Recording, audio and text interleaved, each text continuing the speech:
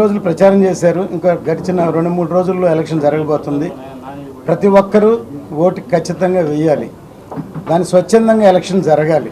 ముఖ్యంగా ఇప్పుడు మేము చెప్పబోయేది ఏంటంటే, కొన్ని ఫేక్ ఐడీలు క్రియేట్ చేసి కొన్ని ఓట్లు తయారు చేసి జరగబోతుందని వినికిడి. సో మీరు ఎంతో అప్రమత్తంగా కనుక ఓటు వేయకపోతే ఎలక్షన్ కమిషన్ తీసుకునే యాక్షన్కి జైలుకి వెళ్లాల్సి వస్తుంది, అరెస్ట్ అవుతారు. సో ఎవరైనా సరే వాటికి లోబడి అలాంటి పనులు చేయొద్దు. స్వచ్ఛందంగా ఓట్లు వేయండి దయచేసి. మంచి నాయకులను ఎన్నుకుంటే మంచి పాలన వస్తుంది, మీ అందరూ బాగుంటారు. ఇది వెంకటేశ్వర స్వామి సన్నిధి తిరుపతి. నేను పర్టికులర్గా 42 సంవత్సరాలుగా నేను శబరిమలకి వెళ్తున్నాను. ఒక షిరిడి సాయిబాబా మందిరం కూడా నేను చెన్నైలో నిర్మించాను. ఒకటి సినిమా తీయడం తెలుసు, ఇంకోటి దైవభక్తి, షిరిడి, శబరిమలై, తిరుపతి ఇలాగ అంటుంటాం. అటువంటి స్వామివారి సన్నిధిలో ఈ తిరుపతి చాలా ప్రాముఖ్యమైనది. ఒక ఎమ్మెల్యే అంటే ఒక మినిస్టర్ లెవెల్ అటువంటి ప్రదేశం. అందుకని ప్రతి ఒక్కరూ వచ్చి ఓటేయాలి. స్వచ్ఛందంగా ఎలక్షన్ జరగాలి. ఎవరు ఎటువంటికి లోన్ అవ్వకుండా ఫేక్ ఐడీలు పెట్టి చాలామంది ఎలాగ ఎలక్షన్ జరపాలని ప్రయత్నిస్తున్నారని మాకు విషయం తెలిసింది. జాగ్రత్తగా ఉండండి, లేకపోతే మీరు యాక్షన్ గురి అవుతారు.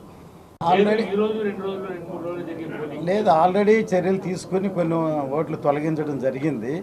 కానీ గత 2-3 ఇయర్స్గా 4 ఇయర్స్గా వాళ్ళు చేసింది ఎలక్షన్ కమిషన్ వచ్చిన కొద్ది కాలంలో ఎంతవరకు చేయగలరు అనేది అందరికీ తెలిసిందే. సో దానికనే కమిషన్ అబ్జర్వేషన్లో ఉంది, చాలా స్ట్రిక్ట్గా ఉంది. హెచ్చరిక చేయడానికే మేము ఐడెంటిఫై చేయాలి. కాదు సార్, ఫేక్ ఐడి కార్డులు అక్కడ ఉండవు. అలా వినికిడి అలా చేస్తున్నారు, జాగ్రత్తగా ఉండండి. అలా చేస్తే ఎవరన్నా కనుక చేస్తే మీరు శిక్షార్హులు అవుతారు అనేది ఇప్పుడు మేము చెప్పేది. చాలామందిని అక్కడ ఇన్పుట్ చేశారు.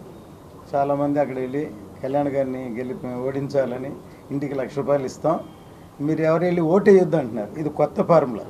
డబ్బులు ఇచ్చి ఓటు వేయమంటారు, డబ్బులు ఇచ్చి ఓటు వేయకుండా ఆపడానికి కూడా ప్రయత్నిస్తున్నారు. ఆ భయం వచ్చింది కాబట్టి ఇంకా ఎంత పెద్ద మీటింగ్ పెట్టినా ఏం జరగదు. కళ్యాణ్ గారు అతిపెద్ద మెజారిటీతో గెలబోతున్నారు. సార్, ఇండస్ట్రీ వేరు, రాజకీయం వేరు. అభిమానం ఉండొచ్చు, ఎవరికైతే అభిమానం ఉందో వాళ్ళు వచ్చి ఇప్పుడు చూస్తున్నారు మీడియాలో చాలామంది కళ్యాణ్ గారు రావాలని కోరుకుంటున్నారు. ఎప్పుడైనా సరే మంచి పరిపాలన రావాలి. వస్తే ఇంతవరకు ఎవరి ప్రభుత్వం వచ్చినా సినిమా ఇండస్ట్రీకి సంబంధించి అందరినీ పిలిచి అందరికీ రాయితీలు ఇవ్వడం, మంచి చేయడం, అవార్డ్స్ ఇవ్వడం చేసేవాళ్ళు.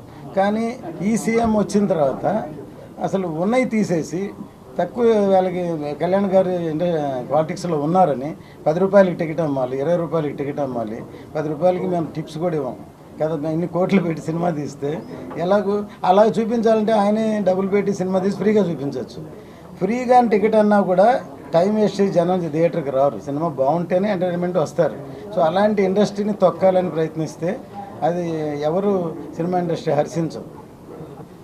అంటే ఇప్పుడు క్యాడర్ బలంగా ఉన్నది, అందరూ ఒకటిగా సమిష్టిగా ఫైట్ చేస్తున్నారు కాబట్టి ఇప్పుడు ఎవరి దగ్గర పంచుకొని వాళ్ళ ప్రకారం వర్క్ చేస్తున్నారు. క్రమంగా జనసేన క్యాడర్ బలపడుతుంది. అందరూ నాకు తెలిసి అందరూ సమిష్టిగా వర్క్ చేస్తున్నారు. ఖచ్చితంగా గెలుస్తారు, హైయెస్ట్ మెజారిటీతో గెలుస్తారు. కొత్తగా వచ్చినప్పుడు కొద్ది రోజుల ముందు నేను బాంబే నుంచి చెన్నై వస్తుండగా నా పక్కన వ్యక్తి కూర్చున్నారు. నన్ను చూసి తను ఏమన్నా అంటే, తమిళ్లో తీసే ఇండియన్ అని, మీ సినిమా నేను 25 సార్లు థియేటర్లో చూశాను సార్.